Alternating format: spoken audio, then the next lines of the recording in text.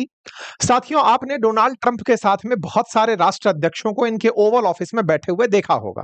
पूरी दुनिया में जिस तरह से इन्होंने अपने ऑफिस में बिठाकर लोगों को इंसल्ट करके, उन देशों को यह धमका करके कि तुम हमारे बिना कुछ नहीं हो, आपने ये तस्वीरें बड़ी कॉमन रूप से देखी होंगी।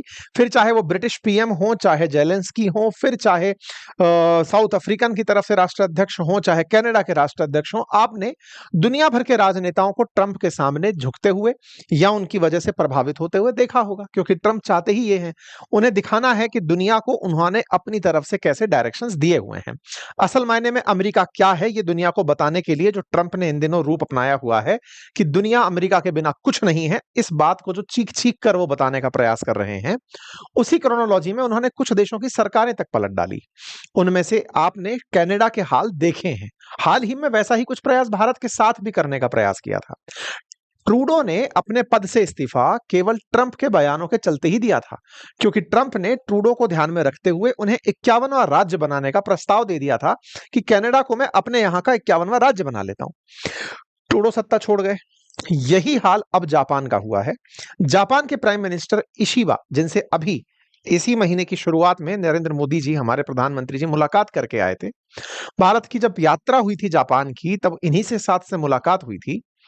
$67 बिलियन के इन्वेस्टमेंट की बात हुई थी। अगले 10 सालों के अंदर इन्होंने अपने पद से इस्तीफा दे दिया है, और इनके इस्तीफे के अंदर जो बड़ा कारण बना है वो है टैरिफ।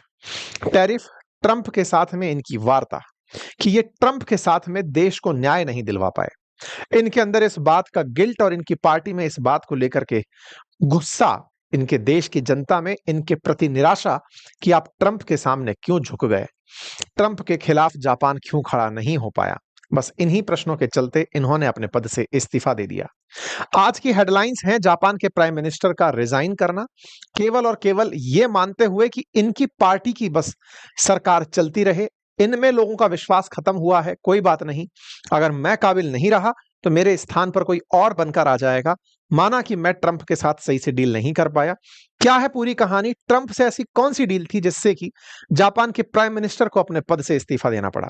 ऐसी कौन सी डील थी जिससे जापानियों ने ह्यूमिलिएशन फील किया, जिसके चलते जापानियों को शर्मिंदगी का एहसास हुआ?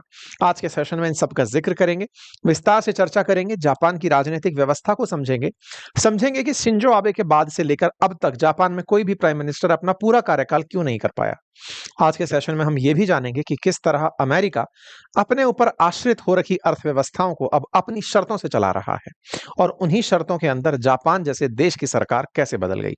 हालांकि प्रयास भारत के साथ भी है। आसपास तो हम देख ही चुके हैं कि अमेरिका ने कैसे पाकिस्तान